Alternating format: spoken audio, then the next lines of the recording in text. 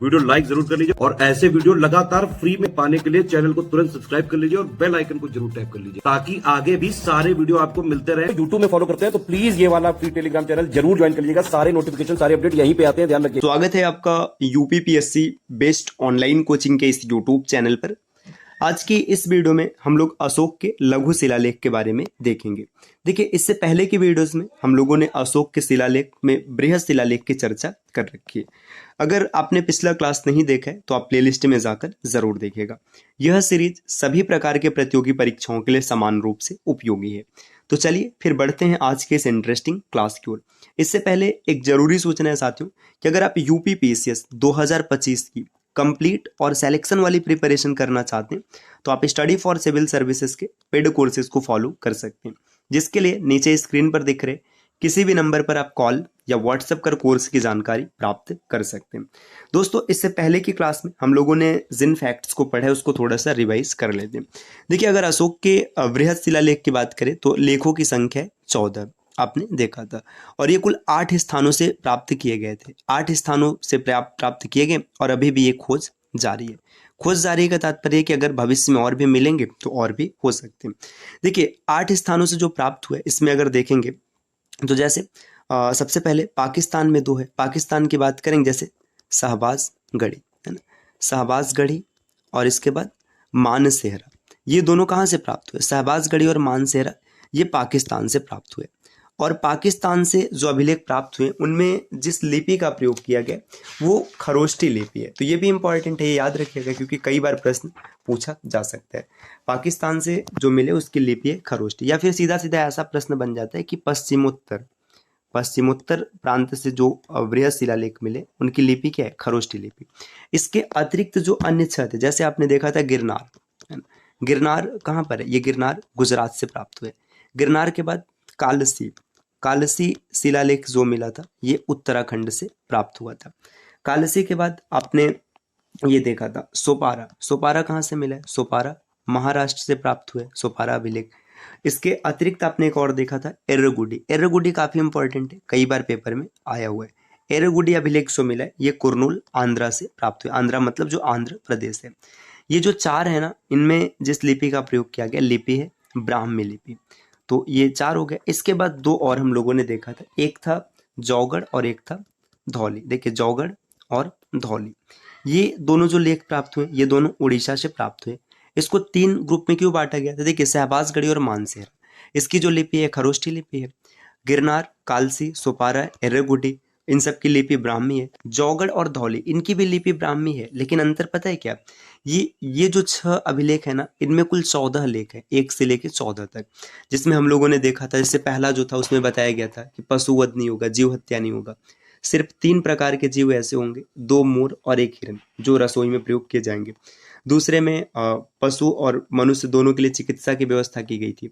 तीसरे शिलालेख में माता पिता की सेवा, अल्प व्यय पर जोर, ऐसे बताया गया था। जो 13वां शिलालेख है उसमें कलिंग विजय का वर्णन किया गया था। तो ये सब इंपॉर्टेंट है, पूछा जा सकता है।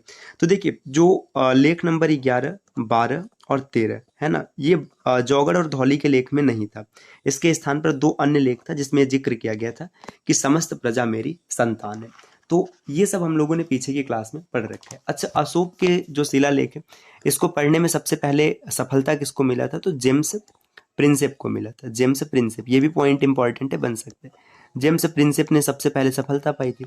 जेम्स प्रिंसेप एक टकसाल अधिकारी था, मतलब टकसाल जहाँ पे सिक्के ढाले जाते हैं वहाँ पे काम किया करता था, और इसको खरोष्टी और ब्राह्मी दोनों लिपि का ज्ञान था। जिसने जो सबसे पहले पढ़ा था वो दिल्ली टोपरा लेख को पढ़ा था, ये भी पॉइंट बन सकता है, दिल्ली टोपरा लेख। तो ये सब हम लोगों ने पीछे वाली क्लास में पढ़ रखा है। तो अब हम लोग आगे बढ़ते हैं, देखते हैं यहाँ पर अशोक के लघु शिलालेख। देखिए, अशोक के लघु शिलालेख की बात करें तो इनकी संख्या कई है।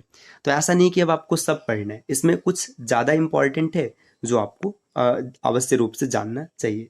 अशोक के जो लघु शिलालेख हैं इनसे ना अशोक के नाम के बारे में स्पष्टता प्राप्त होती है। देखिए, जैसे अगर हम लोग बात करें शिलालेख में, जैसे कर्नाटक से कई बार पूछ लिया जाता है कि कर्नाटक के से कौन कौन से शिलालेख प्राप्त हुए। तो पहला है मास्की, काफी ज्यादा इंपॉर्टेंट है, कई बार पेपर में बना है मास्की, ये रायचूर से प्राप्त हुए। पहला पॉइंट है ना, मास्की अभिलेख कहाँ पर है? कर्नाटक में। इसके बाद निट्टूर अभिलेख भी कहाँ पर है? निट्टूर अभिलेख कर्नाटक से प्राप्त हुआ है। निट्टूर के बाद उडीगोलम, उडीगोलम अभिलेख भी ये यहीं से प्राप्त हुए। इसके बाद ब्रह्मगिरी, ब्रह्मगिरी भी कर्नाटक से मिला है। ब्रह्मगिरी के बाद सिद्धपुर, ये सब अभिलेख कहाँ से प्राप्त हुए? ये सब कर्नाटक से प्राप्त हुए। तो सीधा सीधा आपको याद रखना है मास्की, निट्टूर, उडीगोलम, ब्रह्मगिरी और साथ ही साथ सिद्धपुर। देखिए ये जो मास्की अभिलेख है ना, इसी अभिलेख में इन्हें अशोक नाम दिया गया था। मास्की अभिलेख में क्या कहा गया? अशोक। ठीक, ये पॉइंट हो गया। जो निट्टूर का अभिलेख है, निट्टूर या निठूर लिखा रहता है कई जगह, तो यहाँ पर इनको अशोक राजा, अशोक राजा कहा गया। देखिए मास्की में अशोक कहा गया, निट्टूर में अशोक राजा कहा गया। उडीगोलम का जो अभिलेख है, यहाँ पर इनको अशोक राजा देवा नाम पिया। देखिए अशोक राजा देवा नाम पिया, देवा नाम पिया का मतलब देवा नाम प्रिय, आप ये भी समझ सकते हैं।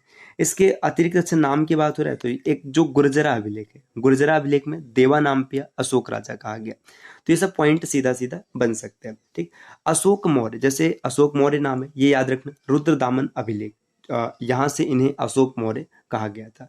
तो ये सब पॉइंट इंपॉर्टेंट हो जाएंगे। जैसे रुद्रदामन का जो अभिलेख है, रुद्रदामन अभिलेख, यहाँ से ना इन्हें अशोक मौर्य ये नाम दिया गया था। तो देखिए अगर कर्नाटक की बात करें तो मास्की, निट्टूर, उडीगोलम, ब्रह्मगिरी, सिद्धपुर।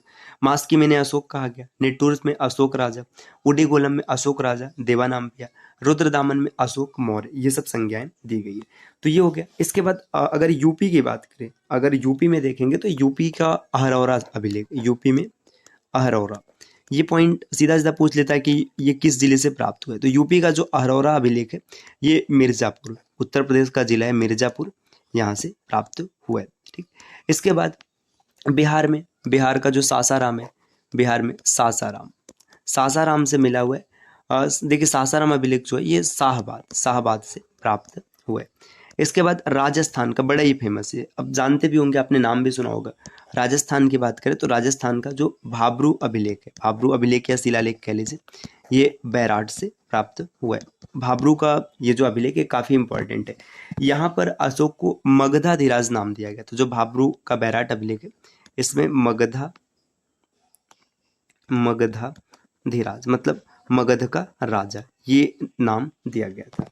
तो ये सब चीज़ें। अच्छा देखिए यहाँ पे जो रुद्रदामन का अभिलेख है, रुद्रदामन के अभिलेख में एक चीज़ ये भी याद रखिएगा कि वहाँ पर ना सुदर्शन झील का जिक्र किया गया। ये पेपर में कई बार प्रश्न बना है कि सुदर्शन झील, इसका जिक्र किसके अभिलेख में किया गया? तो ये रुद्रदामन के अभिलेख में, उसमें बताया गया कि ये जो झील है ये चंद्रगुप्त मौर्य के द्वारा बनवाया गया था और इसका जीर्णोद्धार अशोक ने करवाया था। ठीक, इसके बाद जो भाब्रू अभिलेख है ये बैराट से प्राप्त हुए, मगधाधिराज कहा गया। और साथ ही साथ इसमें ना बौद्ध त्रिरत्नों का भी उल्लेख किया गया है, जो बौद्ध त्रिरत्न इनका उल्लेख किया गया। तो बस ये छोटी सी मतलब बात है जो आपको याद रखना है। देखिए लघु शिलालेख में बहुत ज़्यादा नहीं पढ़ना। देखिए कर्नाटक का मास्की, ये रायचूर में, यहाँ से अशोक नाम दिया गया। निट्टूर में अशोक राजा, उडीगोलम देवा नाम पिया, अशोक राजा देवा नाम पिया। इसके बाद रुद्रदामन अशोक मौर्य कहा गया। और आगे बढ़ेंगे तो नेक्स्ट देखिए यहाँ पर है यूपी का जो अहरौरा है, अहरौरा अभिलेख मिर्जापुर से प्राप्त हुए। बिहार सासाराम शाहबाद से प्राप्त हुए। भाब्रू बैराट अभिलेख जो काफ़ी इंपॉर्टेंट है, इसे मगधाधिराज नाम दिया गया सम्राट अशोक को। और यहीं पर बौद्ध त्रिरत्न जो बुद्ध, धम्म और संघ है, इनका जिक्र किया गया। और जो भाब्रू बैराट है, यहीं से जो सुदर्शन झील है इसका जिक्र मिलता है। सुदर्शन झील के बारे में ये बताया गया कि ये चंद्रगुप्त मौर्य ने बनवाया था और अशोक ने क्या किया था? इसका जीर्णोद्धार करवाया था। तो ये कुछ इंपॉर्टेंट पॉइंट हो जाते हैं। अब ये छोटी सी क्लास है तो इसमें हम लोग एक फैक्ट को और भी जोड़ लेते हैं, अशोक के गुहा लेख। देखो जो केव एडिक्ट्स हैं इसके बारे में बहुत चीज़ें आपको नहीं याद रखनी। देखिए गुहा लेख में बात करेंगे तो बराबर की गुफाएं,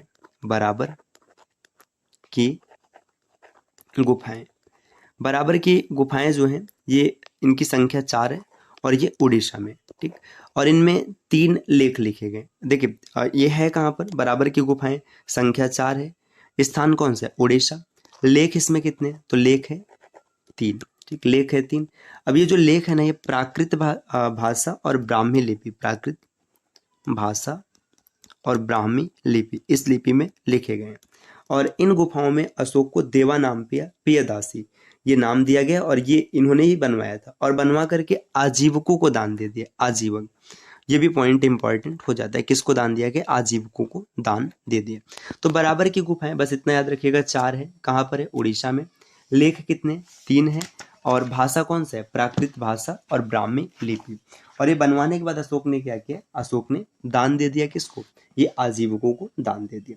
अब अगली क्लास में हम लोग देखेंगे अशोक के स्तंभ लेख।